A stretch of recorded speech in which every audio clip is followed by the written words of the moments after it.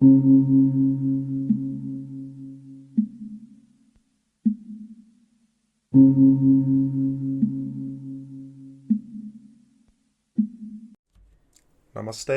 welcome to this video. I've been asked to elaborate on my thoughts of how to deal with afflictions of confidence and self-esteem.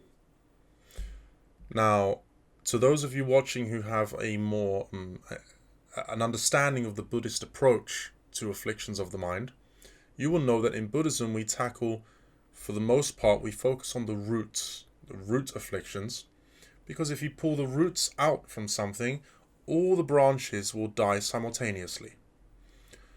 But sometimes you might have one particular or a couple of specific areas of your emotions, particular afflictions that have gone so deep that before you can think about the roots, you have to pluck out these individual ones, at least bring them to a stable level.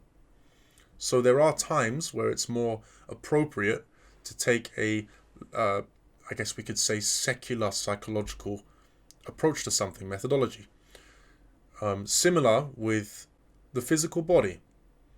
You might be doing all the yoga in the world, but sometimes you have one particular illness that's gone strong enough, severe enough, you have to take some medicine to pull that one up a bit, and then you carry on with your practice. So, in terms of confidence and self-esteem, with confidence, quite simply, I would say, master something. Or at least get good at something or knowledgeable at something.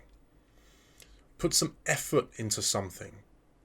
This is really important. When you've put some effort into something, you don't feel as intimidated by what everyone else has done. Because even if you look around and you're in a room of 10 people who are all really good at different things, part of your mind can at least rely on, okay, you may have done all of this, but at least I've done that. And then you feel like you have some place in the world. You feel a little bit entitled to some place, which, on a deeper, more profound level, the pride and entitlement and these things are not healthy. But in certain contexts, it's better. It's better to give yourself some kind of anchor where you can feel good about yourself, right? So, learn something. If you can learn something to do with your career, great. We all, can benefit in many different ways from having a genuine skill in our careers. Not just some thing it keeps you a place in a job, but something you're actually genuinely really good at will then help in other areas outside of your career. For instance, people may come to you with questions. People may even come to you looking for a job or looking for you to really teach and guide them. So try to learn something. If not regarding your career, you could try to learn something regarding your own self-development. Something in psychology, an area of psychology, an area of philosophy, right?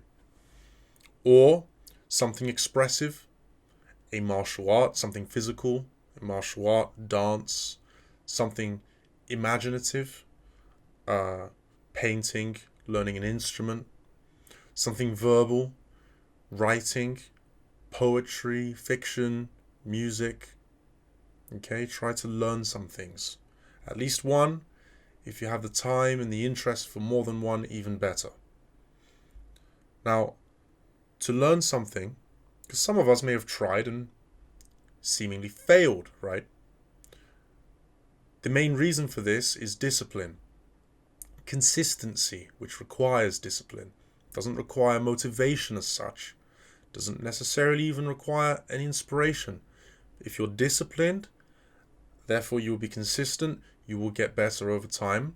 If you have a decent teacher, you don't want to be disciplined in poor practice, but how to have discipline. The way to have discipline is make sure the thing that you are trying to improve on, you've thought about in advance and really checked the price that I pay for doing this thing is smaller than the price I pay for not doing it. You must clarify this in advance, because then, let's say you're doing martial arts and you wake up one morning, oh, it's 7 o'clock, martial art class is at 8, I can't be bothered to shower, XYZ. Well, you can think to yourself, wait, I know, I've clarified, I've confirmed in the past that the price for not doing this is stronger. But in your mind, the price is this way. But all you have to do then is wait just a few seconds and think about it, retrace your own logic, and get that price back to the real price. Pull yourself out from the illusion, and then go. Immediately, the second your mind goes in that positive state, jump out of bed, or make your way to that thing, cancel what you're doing, whatever it is. That's how you have discipline. As for self-esteem, self-esteem is more regarding your social aptitude and acceptance. So, firstly, make sure you're not putting people off with something that you're proud of and too comfortable in, because you need both. You need to live in a way that you are happy with yourself, but you also need to live in a way that others are happy with you. It's no good saying, my favorite thing to wear on my head is women's underwear and a banana peel, because as much as you think that's going to make you happy, the social impact of that will not make you happy. So there's a conflict.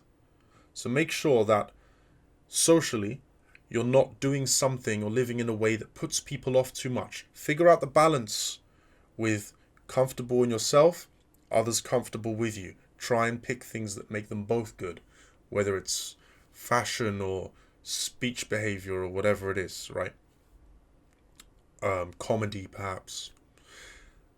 And then we must recognize that poor social skills and poor social confidence, as we call self-esteem, tends to come from a backtracking, or we can say turning away from the ghosts.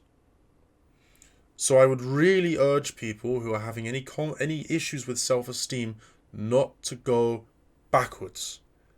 Always put yourself out there. It's so important.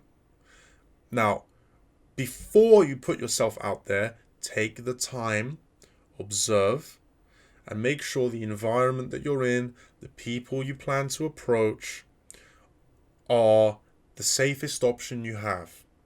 And then take a small step, small enough that you know it's a safe step. So once you've bought that ticket, you don't exit the theatre, right? When you pay the ticket, watch the damn film. So, you observe, wherever you are, whoever you're with, you observe, you say, right, these people are going to take a step. Not a physical step, you'll take a few physical steps, but you'll take a metaphoric step and speak. And then you stay. When that becomes comfortable, as long as they're not having a really extreme reaction to you, you stay until that becomes a little bit comfortable. Then you look for the next step. You take a step forward. That could be inviting them out to something else. It could be then speaking to their friends or to somebody else, or, So, the two things. Make sure you're balancing out comfortability, self-comfort, and comforting others in your individual decisions of presentation. And then you go out, you observe, and you take small steps that you have carefully observed to be safe, and you never backtrack on those steps. That would be my tip for developing self-esteem, and the other for confidence. Thank you for watching. Have a great day. Om Mani Padme Hum. Om Mani Padme Hum. Om Mani Padme Hum. Om Mani Padme Hum. Om Mani Padme Hum. Om Mani Padme Hum. Om Mani Padme Hum. Om Mani Padme Hum. Om Mani Padme Hum. Om Mani Padme Hum.